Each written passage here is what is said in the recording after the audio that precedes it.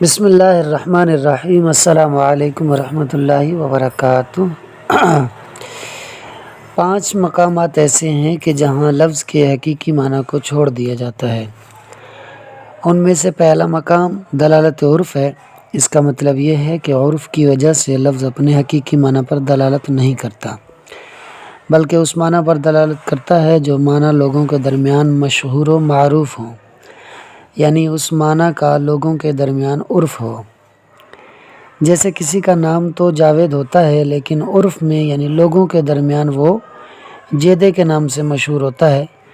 تو اس کے بارے میں لوگوں میں یہ معروف ہو جاتا ہے، یہ مشہور ہو جاتا ہے کہ جاوید عرف جیدہ۔ یہاں ایک سوال ہوتا ہے کہ دلالت عرف میں ایسی کیا بات ہے کہ جس کی وجہ سے لفظ اپنے حقیقی معنی پر دلالت نہیں کرتا؟ تو صاحب کتاب اس بات کا جواب دیتے ہوئے ارشاد فرماتے ہیں کہ دلالت عرف کی وجہ سے لفظ اپنے حقیقی معنی پر دلالت اس لیے نہیں کرتا کہ الفاظ سے احکام اسی وقت ثابت ہوتے ہیں جب الفاظ ایسے معنی پر دلالت کریں کہ جو معنی متکلم یعنی اس لفظ کو بولنے والے کی مراد ہوں، بولنے والے کا مقصود ہوں۔ تو جب کسی لفظ کا حقیقی معنی کے علاوہ دوسرا کوئی عرفی معنی ہو جو لوگوں میں مشہور ہو، تو اس لفظ کو بولنے والے کی مراد بھی وہی عرفی معنی ہی ہوگا، کیونکہ بولنے والا بھی تو عرف والے لوگوں میں شامل ہے، تو لہٰذا اس کی مراد بھی لفظ کے حقیقی معنی کے بجائے عرف والے معنی پر ہوگی۔ اس وجہ سے دلالت عرف کی بنا پر لفظ اپنے حقیقی معنی پر دلالت نہیں کرتا۔ اب دلالت عرف کی وجہ سے لفظ کے حقیقی معنی کو چھوڑ دیا جاتا ہے۔ اس کی پہلی مثال یہ ہے کہ اگر کوئی شخص یہ قسم کھا لے کہ وہ سر نہیں خریدے گا، تو اس کی قسم تمام سروں کو شامل نہیں ہوگی، حالانکہ لفظ سر کا حقیقی معنی ہے تمام سر، بھلے وہ گائے، بھینس، بکری کا سر ہو یا کبوتر اور چڑیا کا سر ہو۔ تو اس کی قسم میں لفظ سر اپنے حقیقی معنی یعنی تمام سروں پر دلالت نہیں کرے گا، بلکہ ان سروں پر دلالت کرے گا کہ جن سروں کو خریدنے کا لوگوں کے درمیان عرف ہے۔ تو اس کی قسم گائے، بھینس اور بکری کے سر کو شامل ہوگی کہ انہی سروں کو خریدنے کا عرف ہے،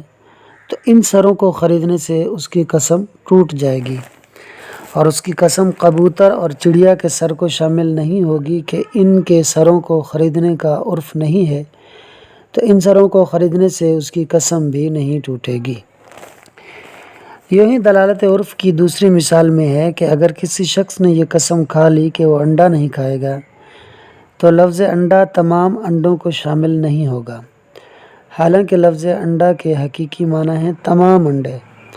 بھلے وہ مرغی اور بطخ کے انڈے ہوں یا کبوتر اور چڑیا کے انڈے ہوں۔ تو لفظ انڈا اپنے حقیقی معنی پر یعنی تمام انڈوں پر دلالت نہیں کرے گا، بلکہ ان انڈوں پر دلالت کرے گا کہ جن انڈوں کو کھانے کا لوگوں کے درمیان عرف ہے۔ تو اس کی قسم مرغی اور بطخ کے انڈوں کو تو شامل ہوگی کہ انہی انڈوں کو کھانے کا عرف ہے، تو ان انڈوں کے کھانے سے اس کی قسم ٹوٹ جائے گی، اور اس کی قسم کبوتر اور چڑیا کے انڈوں کو شامل نہیں ہوگی کہ ان انڈوں کے کھانے کا عرف نہیں ہے، تو ان انڈوں کو کھانے سے اس کی قسم بھی نہیں ٹوٹے گی۔ اب یہاں صاحب کتاب دلالت عرف کی ان 2 مثالوں کو دلیل بنا کر بتا رہے ہیں کہ دلالت عرف کی ان 2 مثالوں سے یہ بات بھی واضح ہو گئی کہ یہ ضروری نہیں کہ لفظ کے معنی حقیقی کو چھوڑ دینے سے معنی مجازی کی طرف جانا لازم ہوگا، بلکہ یہ بھی ممکن ہے کہ معنی حقیقی کو چھوڑنے سے مراد پورا حقیقی معنی چھوڑنا نہ ہو، بلکہ حقیقت کے کچھ نہ کچھ معنی پر عمل کرنا مراد ہو، جسے حقیقت کاسرہ بھی کہتے ہیں۔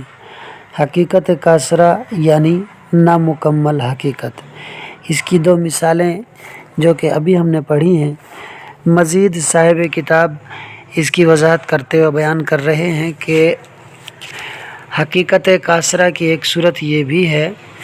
کہ لفظ عام کو خاص کر دینا، یعنی ایک لفظ ہے اور وہ عام ہے، اس کے بہت سارے معانی ہیں، یا اس لفظ کے معنی کے بہت سارے افراد ہیں،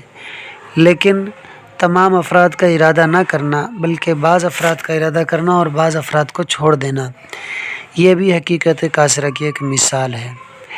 اسی کو وہ یوں بیان کر رہے ہیں کہ جیسے اگر کسی شخص نے حج کی نظر مانی، تو حج جو ہے اس کا لغوی معنی ہے ارادہ کرنا، قصد کرنا، اور یہ کسی بھی چیز کا ارادہ اور قصد ہو سکتا ہے، بھلے وہ کھانے کا ہو، پینے کا ہو، سونے کا ہو، جاگنے کا ہو۔ یعنی لفظ حج جو ہے یہ ایک عام لفظ ہے، لیکن اس لفظ عام کو خاص کر دینا اس بات کی طرف یا اس معنی کی طرف کہ حج سے مراد مخصوص دنوں میں مخصوص افعال کے ساتھ اللہ تعالیٰ کی عبادت کرنا، یہ مراد ہے۔ تو اب یہاں لفظ عام جو ہے وہ بعض معنی کے ساتھ خاص ہو جائے گا، یعنی اب یہاں ارادے سے مراد ہر شے کا ارادہ، ہر شے کا قصد نہیں ہوگا، بلکہ مخصوص دنوں میں اللہ تعالیٰ کی مخصوص افعال کے ساتھ، مخصوص کاموں کے ساتھ عبادت کرنا مراد ہوگی۔ یوں ہی دوسری مثال دیتے ہوئے بیان کرتے ہیں کہ اگر کسی نے یہ منت مانی کہ وہ اللہ تعالیٰ کے گھر کی طرف چلے گا، تو اب یہاں پر چلنے کے 2 سے 3 معنی ہیں۔ ایک معنی تو یہ ہے کہ حج کے لیے جانا، دوسرا معنی یہ ہے کہ عمرہ کرنے کے لیے جانا، تیسرا معنی یہ ہے کہ کاروبار کے لیے، خرید و فروخت کے لیے جانا، اپنے کسی دوسرے کام سے جانا، کیونکہ مشین کا مطلب ہے چلنا، تو اس کے بہت سارے افراد ہیں۔ اب یہاں پر یہ لفظ عام ہے اور اس لفظ عام کے تمام معنی کو مراد نہیں لیا گیا، بلکہ اس میں سے ایک خاص معنی کو مراد لے لیا گیا ہے، یعنی لفظ عام کو بعض کے ساتھ خاص کر دیا گیا ہے۔ اور وہ معنی کیا ہے کہ اگر کوئی ایسی نظر مان لیتا ہے کہ میں بیت اللہ کی طرف پیدل چلوں گا، تو اس سے مراد بیت اللہ کا حج ہوتا ہے، یعنی وہ بیت اللہ کے حج کی نظر مان رہا ہے۔ اسی طرح اگر کوئی شخص یہ نظر مانے کہ وہ حتیم کعبہ کو کپڑا مارے گا، تو حتیم کعبہ کو کپڑا مارنے کا حقیقی معنی تو یہ ہے کہ کپڑا مارے گا، لیکن یہاں عرف میں مشہور یہ ہے کہ اگر کوئی اس طرح کی منت مانتا ہے تو اس سے مراد کپڑا مارنا نہیں ہوتا، بلکہ اس سے مراد بیت اللہ کا حج کرنا ہوتا ہے۔ تو یہاں پر بھی عرف کی وجہ سے لفظ کے حقیقی معنی کو چھوڑ دیا گیا۔ امید ہے آپ کو بات سمجھ میں آ گئی ہوگی۔ آئیے اب اسے عبارت اور ترجمے سے حل کر لیتے ہیں۔ فصل، یہ فصل ہے، فیما، ان مقامات کے بارے میں یا ان چیزوں کے بارے میں، یترک کو چھوڑ دیا جاتا ہے، بہی، جن سے، یعنی جن کی وجہ سے چھوڑ دیا جاتا ہے، حقائق الالفاظ، الفاظ کی حقیقتوں کو، وما یترک بہی، اور جس کے ذریعے چھوڑ دیا جاتا ہے، حقیقت اللفظ، لفظ کی حقیقت کو، خمسۃ انواع، اس کی یعنی اس چیز کی یا ان مقامات کی 5 قسمیں ہیں۔ احدها، ان 5 قسموں میں سے ایک یا پہلی، دلالت العرف، دلالت عرف ہے، وذالک، اور یہ ذالک کا مطلب بتا رہے ہیں، یعنی دلالت عرف کی وجہ سے لفظ کے حقیقی معنی کو چھوڑنا،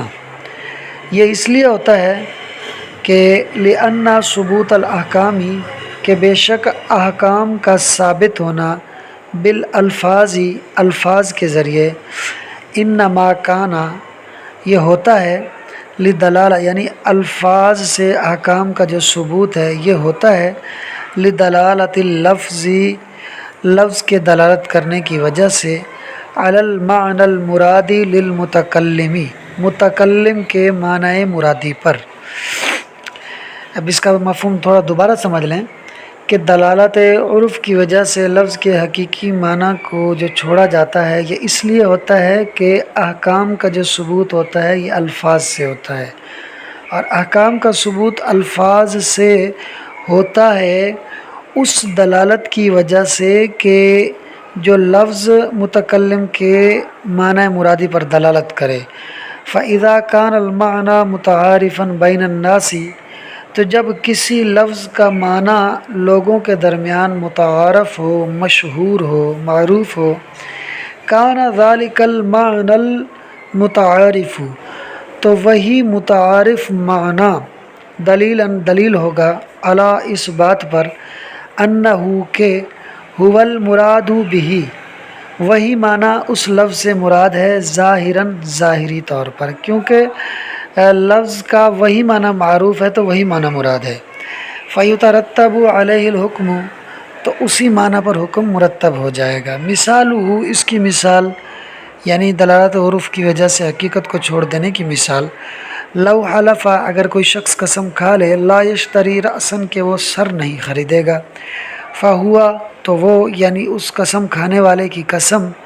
واقع ہوگی علی ما، ان سروں پر، تعارفہ الناس، کہ جس کو لوگ پہچانتے ہیں، یعنی جو لوگوں کے درمیان معروف ہے۔ فلا یحنس، تو وہ شخص حانس نہیں ہوگا، یعنی اس شخص کی قسم نہ ٹوٹے گی، برأس العصفور والحمامۃ، چڑیا اور کبوتر کے سر کو خریدنے سے۔ وکذالک، اور یوں ہی، لو حلف، اگر کسی نے قسم کھائی، لا یأکل، کہ وہ نہیں کھائے گا، بیضا، انڈا، کانا، تو اس کی یہ قسم ہوگی، کانا ذالک، تو اس کی یہ قسم واقع ہوگی، علی المتعارف، متعارف انڈے پر۔ فلا یحنس، تو وہ شخص حانس نہیں ہوگا، یعنی اس کی قسم نہ ٹوٹے گی، بتناول بیض العصفور والحمامۃ، چڑیا اور کبوتر کے انڈے کو کھانے کے ساتھ اس کی قسم نہ ٹوٹے گی۔ وبہذا، اور اسی سے، یعنی یہ جو ہم نے آپ کو ان دو مثالوں کے ذریعے بتایا کہ لفظ کے حقیقی معنی کو چھوڑا گیا ہے، تو اس تفصیل سے، ھذا کا مشار الیہ، یہ تفصیل ہے، اس تفصیل سے ظاہر ہو گیا ان ترک الحقیقتی، کہ حقیقت کو ترک کرنا، لا یوجب، یہ ثابت نہیں کرتا، یہ لازم نہیں کرتا، یا یہ واجب نہیں کرتا، المسیرہ، جانے کو، الی المجازی، مجاز کی طرف، یعنی حقیقت کو ترک کرنا مجاز کی طرف جانے کو لازم یا واجب نہیں کرتا، بل جاز، بلکہ جائز ہے، ان تثبت بہ الحقیقت الکاسرۃ، کہ حقیقت کو ترک کرنے سے حقیقت کاسرہ ثابت ہو جائے۔ ومثالہ، اور اس کی یعنی حقیقت کاسرہ کی مثال، تقیید العام بالبعض،